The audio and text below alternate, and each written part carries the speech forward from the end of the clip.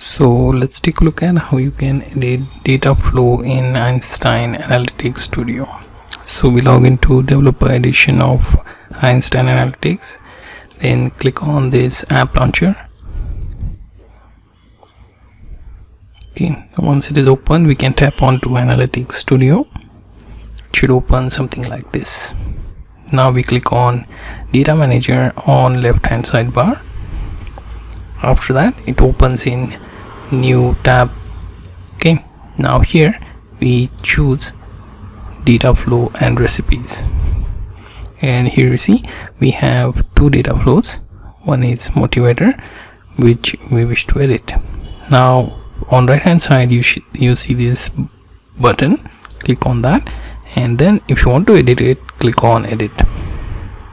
It opens in data flow view, okay, where you see respective blocks which you can edit, and then you can either run, and while you are finished with your editing, it will auto save itself.